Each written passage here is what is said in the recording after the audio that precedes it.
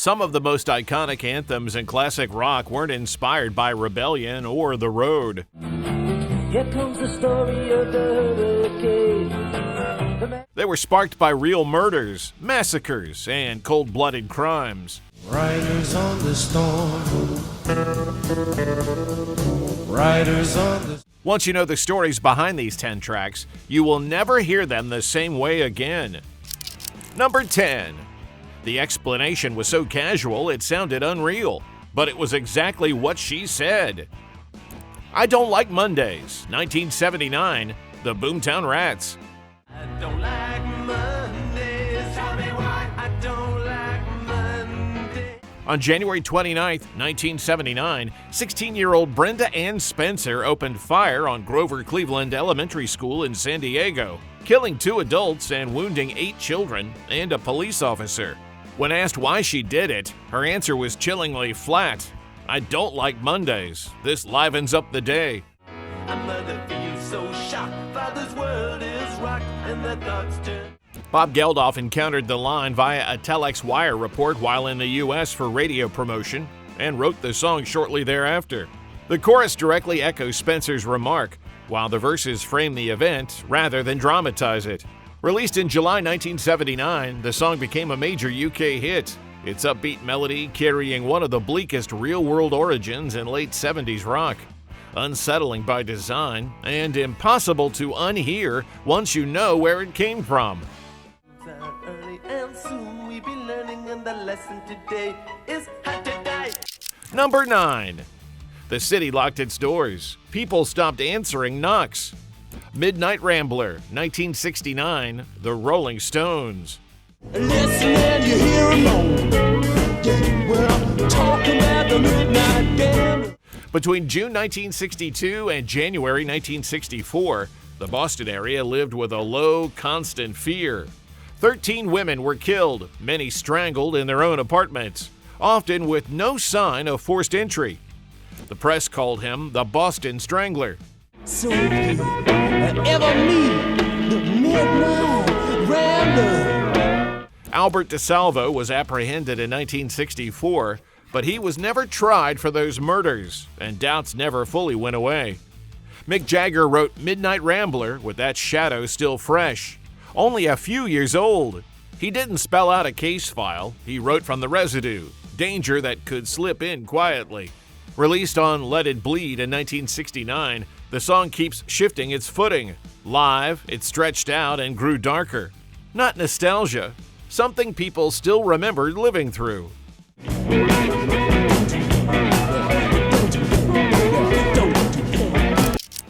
Number 8. It sounds calm, that's the problem.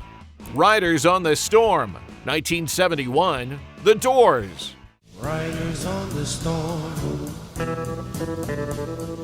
Riders on the... Riders on the Storm moves slowly, almost gently, but it carries something darker underneath. The title idea nods to old riders' mythology. Then Morrison drags it onto the highway, into the real world, with a verse shaped by stories of a hitchhiking killer he'd fixated on. The line, "There's a killer on the road," drops in without warning. No build-up, no explanation.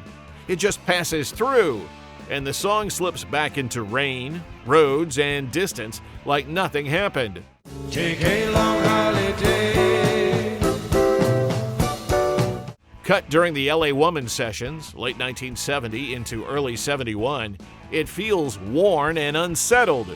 Night driving, windshield wipers, long stretches where your mind goes places you don't control. There's no crime scene here, just the feeling that danger doesn't knock, it rides along. Make him understand. Number 7. The name alone was enough. Everyone already knew this story. Jack the Ripper, 1963. Screaming Lord Sutch. Jack the Ripper. There's a man walks the streets of London late at night. By the early 60s, the Jack the Ripper murders were already burned into British culture. The Whitechapel killings of 1888 had never been solved, and the name still carried weight.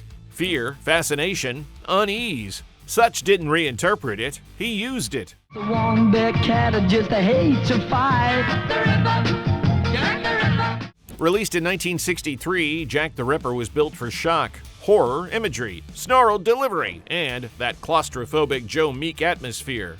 Cut at Meek's Holloway Road setup, it treated Victorian murder as provocation, not commentary. There's no psychology here, no attempt to explain anything.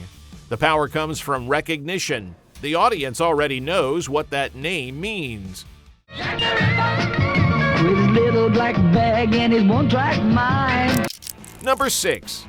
This song doesn't allude to a crime, it goes straight to the wound. Suffer Little Children, 1984, The Smiths. Oh, Manchester, so much to answer for, Edwards. Suffer Little Children confronts the Moors murders directly. The killing of 5 children in and around Manchester in the early 1960s by Ian Brady and Myra Hindley. Oh, never dream, you might sleep, but you will never. Morrissey doesn't hide behind fiction. He names 3 victims in the lyric: Leslie Ann Downey, John Kilbride, and Edward Evans. Released on the band's 1984 debut album, the song is restrained to the point of discomfort. Tense guitars, a steady pulse, and a closing section that swells like a vow you can't take back. The names do the work. Morrissey later framed it as a remembrance, not provocation. That intention shows. No dramatization, no spectacle. Most rock songs keep their distance from crimes like this. This one doesn't, and that refusal is what makes it hard to hear, even now.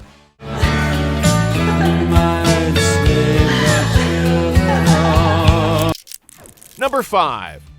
The verdict was quick, the sentence barely landed. The Lonesome Death of Hattie Carroll, 1964, Bob Dylan. William Zanzinger killed poor Hattie Carroll. In early February 1963, Hattie Carroll, a 51-year-old barmaid working a society event at a Baltimore hotel, was struck with a cane by William Zanzinger, a wealthy tobacco farmer. She collapsed later and died the following day. Zanzinger was convicted of involuntary manslaughter and sentenced to 6 months in jail. Bob Dylan wrote The Lonesome Death of Hattie Carroll within weeks. He didn't obscure the facts. He named names. He laid out the imbalance, then told the listener to wait, to withhold judgment until the sentence was read. Away from your face, now ain't the time for your tears. Released in 1964, the song plays like a courtroom record set to a steady acoustic pulse. Little metaphor, no escape, just a devastating account of how justice bends and who it bends away from. 1 years old and give birth to 10 children. Number 4. This wasn't hidden. It happened in the open. Sunday Bloody Sunday, 1983, U2.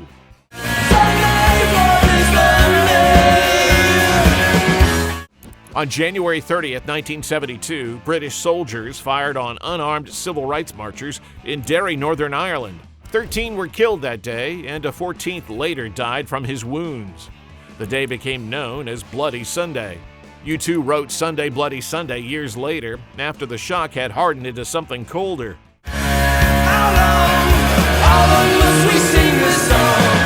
How long? Bono kept the language blunt.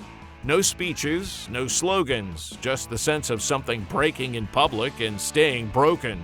Released in 1983, the song opens with Larry Mullen Jr.'s rigid military drum beat. It doesn't plead, it holds its ground. This isn't a song about one victim or one attacker. It's about what happens when violence steps into the street, and everyone is forced to witness it.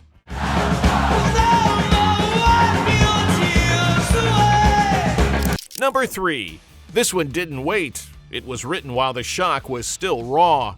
Ohio, 1970. Crosby, Stills, Nash, and Young. You're dead on the ground. How can you run? On May 4th, 1970, National Guard troops opened fire on students protesting the Vietnam War at Kent State University. 4 were killed, 9 were wounded. Within hours, photographs began circulating, images that forced the country to look at what had just happened.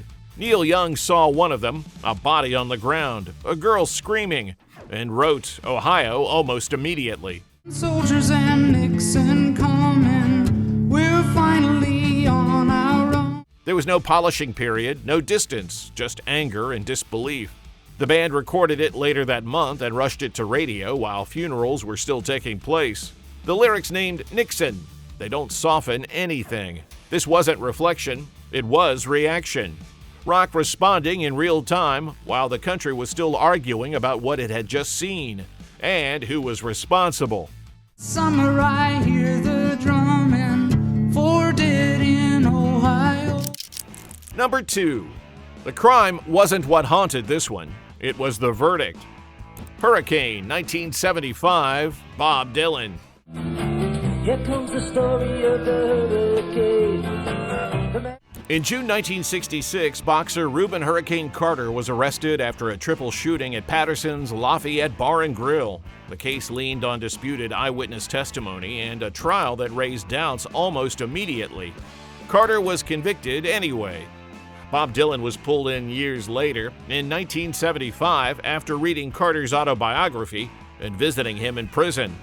He went back through the record and didn't like what he saw, so he wrote Hurricane, not as allegory, but as argument. I was only robbing the bodies. I hope you understand. Names, scenes, contradictions.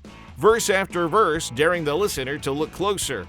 Released as a single in late 1975, the song points fingers and refuses neutrality. Radio stations argued over whether they'd play it at all. This wasn't protest in general terms. It was Dylan stepping into a specific case and daring listeners to do the same.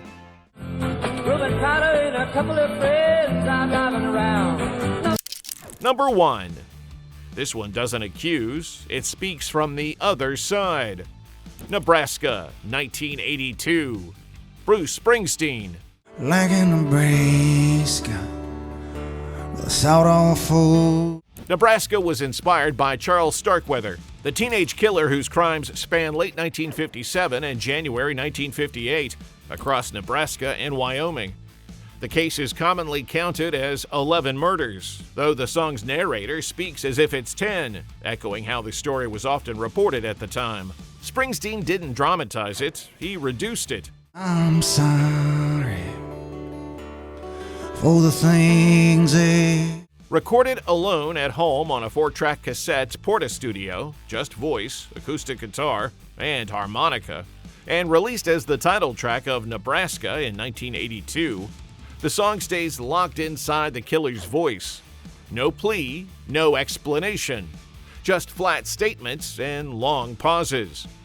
They declared me unfit to live. The violence is already over. What's left is aftermath. Memory without remorse. Consequence without reflection. Before we end, there's one song that wasn't inspired by a crime, but was permanently changed by one. Prison storeroom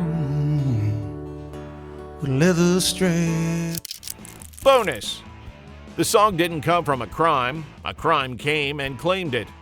Helter Skelter, 1968. The Beatles.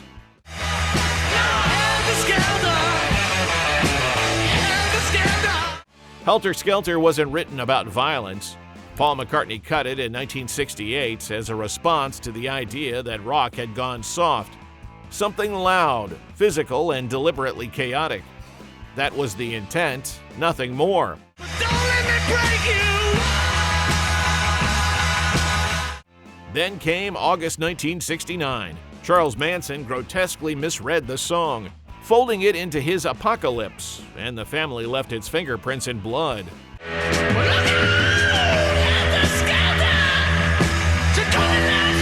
At the Tate scene, the message was pig. At the La Bianca scene, Helter Skelter was written in blood on the refrigerator door. The Beatles had no connection to the murders, but the association never let go. This isn't a song inspired by crime. It's a song crime rewired. Well, don't you want me to make you? Tell me the crime-linked song you'd add to the list, and why.